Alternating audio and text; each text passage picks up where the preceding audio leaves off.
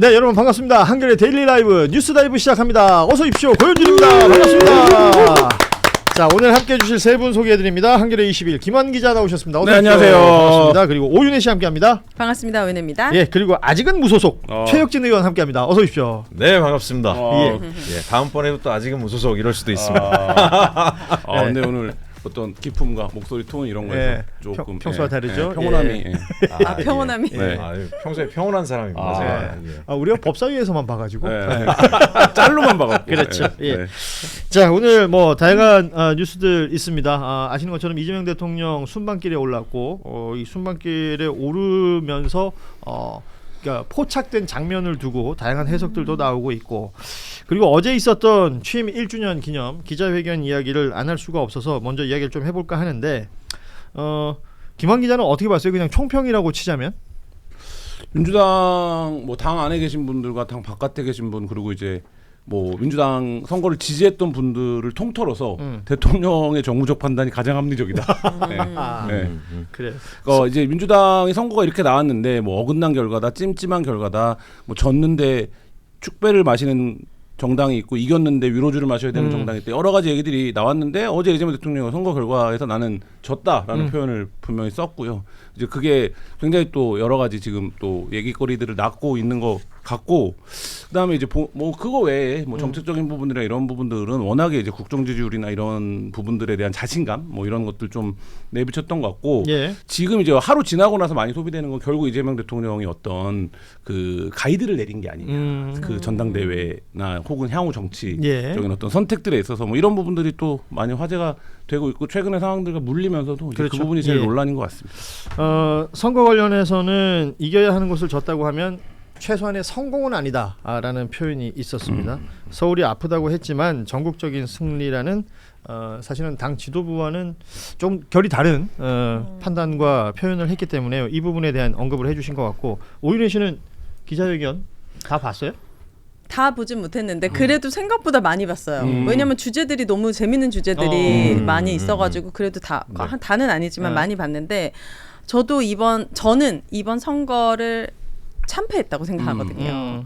특히 한동훈, 유이동, 오세훈, 또 김부겸 의원을 또 잃었기 때문에 이런 여러 가지 부분들을 봤을 때 참패했다고 생각했는데 되게 충격적이었어요, 저한테는. 특히 오세훈 서울시장의 당선은 윤석열 당선만큼 저에게는 반나절 동안 거의 무기력함을 줬던 충격적인 결과였는데, 반나절이면 제법 빨리 털고 나왔네요. 저는 좀 빨리 회복하는 회복 탄력성이 좀 좋은 캐릭터입니다. 댓글들에 보면 뭐 4일 동안 SNS를 끊었다 이런 사람들도 많던데, 뭐 3일 만에 일어났다 뭐 이런 사람들 반나절입니다. 빨리 일어나야죠. 반나절 만에 일어났다. 그래서 확실히 그런데 분열했고 안 이랬기 때문에 저는 졌다고 생각했는데 이 메시지가 대통령 메시지에 다 들어가 있는 것 같아서 너무 위로가 됐고, 역시 대체 불가 역대 대통령이다. 이재명 대통령. 네, 그런 생각을 하셨다. 인상 깊은. 우리 최 의원께서는 어떻게 기자회견 평가하고 계신지요? 그러니까 이제 대통령께서 구상이 있었거든요. 그리고 공을 많이 들이셨는데 그게 이번 선거의 성과로 나타내는데 무너졌어요. 그러니까 이제 당의 대응에서 문제가 있었다라고 봅니다. 예를 들면 이재명 대통령께서 이제 당 대표할 때 총선 때 준연동형 비례대표제를 선택을 했어요. 결단을 내려서. 그거는 뭐냐면은 민주진보 개혁 진영 모두에게 정치 참여의 기회장을 넓히겠다 이거거든요. 근데 소위 말하는 민주당의 왼쪽이에요. 그다음에 이제 민주당이 있죠. 그다음에 대통령께서는 사실 한국 사회를 근본적으로 운동장 자체를 바꿔야 된다라고 생각을 하세요. 지금 상태로 성장은 계속 내가 해나가겠지만 성장의 과실의 온기가 안 퍼지는 것 때문에 사회적 갈등이 깊기 때문에. 근데 이러려면은 대한민국에 큰 사회적 타협이 있어야 되고 협약이 있어야 되고 개헌이잖아요. 그러려면 중도 보수까지 다 우리 편으로 당겨야 되고, 그런 면에서 중도 보수 쪽 사람들에게도 내란에 때가 묻지 않고 원칙을 지키는 보수라면 얼마든지 같이 갈 수 있다라고 공을 많이 들였고, 그 상징적인 인물이 또 김용남 의원이기도 합니다. 근데 이제 그런 상황에서 막 거기에 대해서 막 모욕적인 발언들과 네거티브가 막 되고 거기에 대해서 적극적인 방어가 안 되다 보니까 저는 그 영향이 결과적으로 대구 선거, 서울 선거, 경남 선거에도 영향을 줬을 것이라고 생각을 합니다. 중도 보수층이 이재명 대통령의 진정성을 믿고 한번 민주당을 세게 밀어가지고 일부 인사들은 막 지지 선언도 했잖아요. 그런 상황으로 갈까 하다가 역시 진보 애들은 좌파 애들은 결국 어느 시점이 되면 저런 행태를 보이는구나. 이래가지고 저는 마음을 돌린 사람들이 꽤 있었을 거라고 보여져요. 그래서 대통령은 1년 이상 동안 당대표 때부터 대한민국 전환을 위한 큰 그림을 그려가지고 본인이 엄청나게 해왔는데 그게 이번 선거에서 이렇게 무너졌으니까 많이 속상하시겠구나라는 맞아. 생각이 들고 거기에 성공했으면 저는 그게 총선까지 갔을 거라고 보거든요. 예. 총선 때 더 많은 중도보수 합리적 보수도 민주당과 함께 하고 싶었을 것이고 그러면 우리가 개헌을 위한 200석을 만드는 그림이 완성될 수도 있는 건데 그런 면에서는 대단히 아쉬운 선거였다고 생각을 합니다.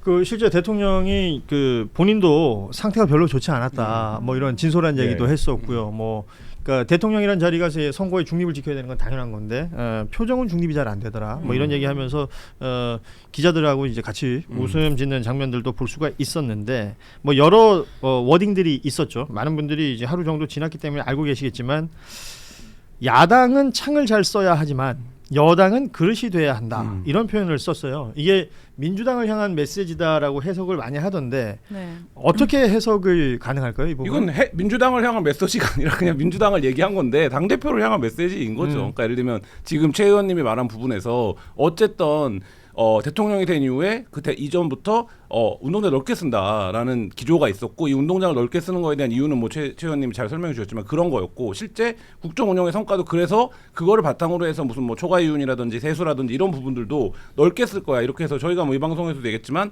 뭐 자민당 1.5당 체제처럼 지금 워낙 보수가 질이 멸렬하니까 뭐 이런 거였는데 여전히 이제 당 대표가 약간 야당스러운 운영이 있었다라는 점을 저는 대통령이 이거보다 더 직설적으로 말하기는 어렵다고 그러니까. 생각해요. 그러니까 예를 들면 뭐 이거보다 더 직설적으로 말하면 실명 저격을 하는 건데 그럴 수는 없으니까 예. 가장 직설적인 헌법으로 얘기했고 이 얘기를 하고 나서 그 다음에 또 무슨 얘기도 했냐면 제사 제밥 얘기도 했어요. 그렇죠. 그러니까 예를 네. 들면 선거는 제사 같은 건데 그래서 온 마음을 다해서 일단 제사를 지내야 되는 건데 시작하기 전부터 그걸 갖고 어떻게 놀아볼까 이런 사람들만 있었던 거 아니에요? 이거 무슨 얘기입니까? 이거 그냥 정확하게 정청래 대표를 향한 얘기를 한 거고 저는 사실 보면서 깜짝 놀랐어요. 그러니까 예를 들면 우리가 뭐 찐청이네 친명이네 뭐 얘기를 하지만 지금까지 민주당 내 당내 역학관계나 권력관계의 구도를 그렇게 그러니까 명확하게 얘기하지 않았어요. 왜냐하면 주류 미디어나 이런 데서는 왜냐면 그렇죠. 그런 게 있다 예, 그냥 예. 이런 뭐 유튜브 방송이나 이런 데서 얘기를 하는 건데 그 레벨을 확 끌어올리는 거잖아요.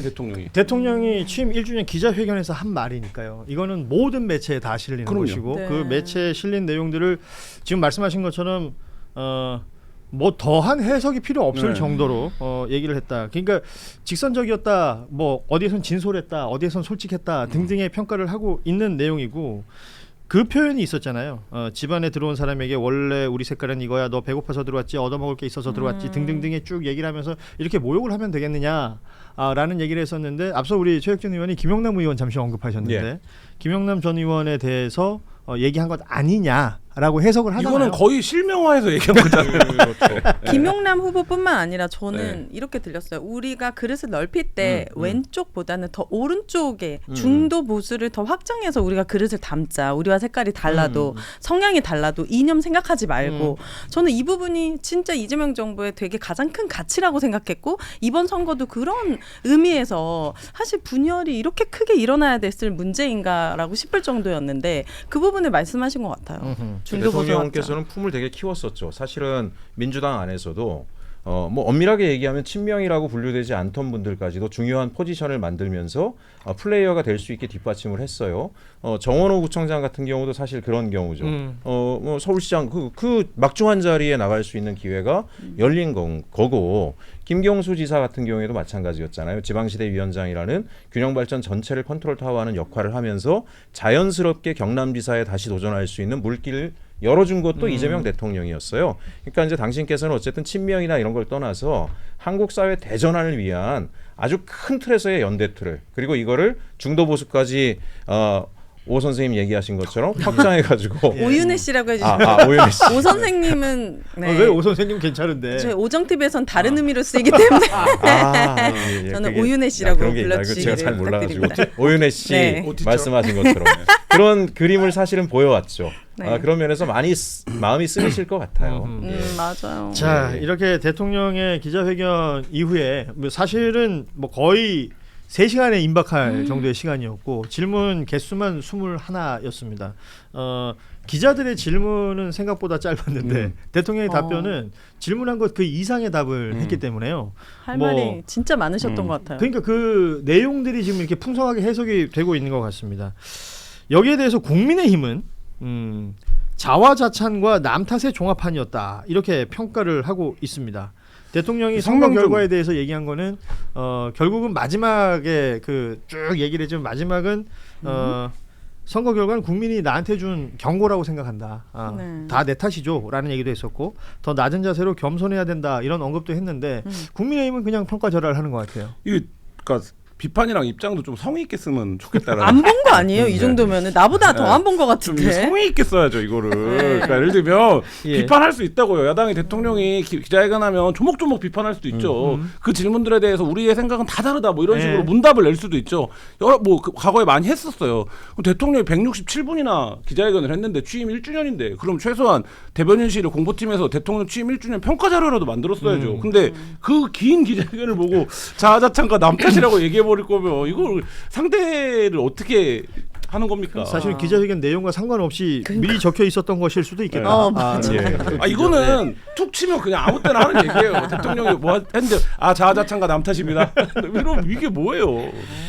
자, 그 중에 이제 김민석 총리에 대한 얘기가 있었어요. 뭐 어떤 신뢰를 보이는 듯한 그리고 칭찬도 있었고 그러니까 이제 바로 해석이 나오는 게 당권 도전에 대해서 대통령이 김민석 총리에게 힘 실어주는 건 아니냐 이런 해석도 나왔는데 인터넷상에서 많이 쓰는 용어 있는 거 아니에요? 뭐요? 하드캐리. 하드캐리. 힘실어주는 정도가 아니라 그냥 하드캐리. 끌어올리는, 하드캐리. 이거 아까 제가 표현했지만 이렇게 확 끌어올리는 거 아니에요? 그런 해석도 지금 있다라는 네. 거. 예. 김민석 총리 관련해서는 뭐 김민석 총리가 스스로가 입장을 낸 바가 있기 때문에 당권 도전이라는 부분 이 얘기가 이제 연결이 되면서 해석이 되고 있는 것 같고요. 또 하나 관심사는 이제 법안 관련된 거죠. 일단은 검찰개혁 관련해서 보안 수사권에 대한 대통령 입장이 기존에 나온 게 있었는데 이 부분에 대해서 본인이 이제 법조인이니까 얘기했던 부분들 얘기를 하면서도 그 생각을 가지고 있다라고 얘기하면서도 공은 결국 국회로 또 넘기는 듯한 발언도 있었고요. 마찬가지로 조작기소특검법 관련해서도 이거 객관적으로 봐도 문제가 있어 보이는 사안들이 있다. 그러니까 이 부분에 대해서는 진상 규명을 위한 특검이 필요하지 않겠느냐. 내가 수사를 지휘할 수 있는 검경이 아니라 예, 국회에서 찾아주는 특검이 맞지 않겠느냐라는 얘기를 하기도 했습니다. 요 대목들 두 개 예를 들면 뭐 내용은 따로 설명해 주시겠지만 보안 수사권이나 그 조작기소 특검, 네, 조작기소 특검 관련해서 얘기할 때 약간 노무현 대통령 같았어요. 그러니까 예를 들면 내가 이거를 할 수 있다. 내가 이거 합수본 꾸려갖고 수사하면 되는데 그렇지. 내가 그걸 하면 또 논란이 발생할 거 아니냐. 그러니까 내가 이거를 어쨌든 지금 이제 국회가 그런 기능을 하고 있지 못합니다만 민의가 합의가 이루어지는 곳에서 합의를 해주면 나는 내 생각이 있다 분명히. 근데 그걸 따르겠다 이런 그렇죠. 이제 방식에 대한데 저는 이제 이런 방식으로 이렇게 직설적으로 얘기하는 거는 노무현 대통령 이후에 처음이었던 것 같아요. 예. 그러니까 예를 들면 그래서 요 두 사안 다 관련해서 대통령은 생각이 있어요. 난 어떻게 하고 싶은 생각이 있는데 내가 그렇게 말하면 그렇게 되는 건데 내가 일단 그렇게 안 할 거야. 그렇게 안 할 거고 이걸 국회에서 논의하는 대로 해와 이런 건데 이거를 보수 언론들이나 이런 쪽에서는 야 민주당이 압도적 우위의 의석을 갖고 국회니까. 있는데 그러면 결국엔 이게 대통령이 하명하는 거 아니냐 이렇게 비판을 하는데 대통령이 하명하려면 이런 자리에서 이 얘기를 안 해도 돼요.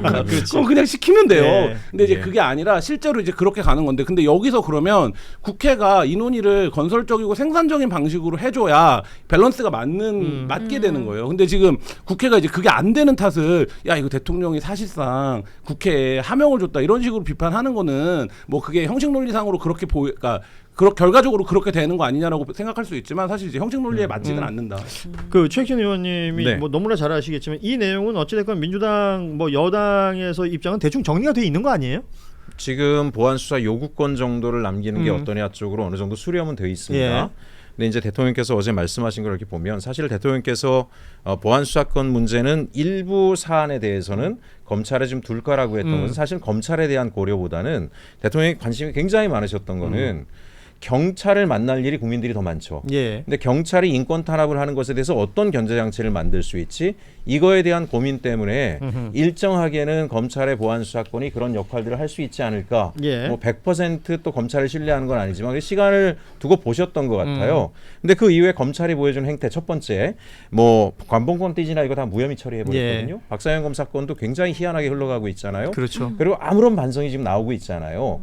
그러니까 대통령께서는 검사 얘네들 진짜 진짜 막간에 더더군다나 지난 대선 이후에 보안 수사 요구권마저 남용한 사례들이 나오고 있어요. 특히 국민의힘 선거법 위반자들에 대해서는 계속 보안 수사 요구를 해서 시간을 끌다가 공소시효 임박해서 불송치 처리를 하도록 한다라든가 이런 일들이 반복되고 하는 것들을 보면서 안 되겠다라고 하는 판단이 한쪽에 있으실 것 같고 또 한 축에는 경찰에 그러면 그런 수사권 남용 문제를 어떻게 할 거냐 이 부분에 대해서 여러 가지 대안들이 지금 나와 있는 상황입니다. 그래서 아마 보안 수사권은 인권 때문에 필요하다라는 생각에는 변함이 없으실 텐데 이 문제와 관련해서 이거를 효과적으로 관리하는 방안에 대해서는 국회에서도 성숙된 논의가 있을 테니까 나 더 이상 얘네들 안 봐주겠다라고 말씀하신 것 같아요. 강력하게 조치를 해라. 다만 이제 첫 번째 하여간 여러 가지 수사권 남용들로부터 국민 인권이 침해되는 일은 없어야 한다.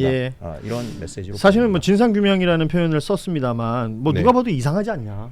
이상한 부분에 대해서 사실관계 확인을 해야 된다. 그것이 수사가 필요한 거라면 특검이 더 적합할 것이라고 본다라는 얘기였습니다. 그 특검이라는 것은 국회에서 의결하는 것이니까 이 부분에 대한 얘기를 함께 했던 거고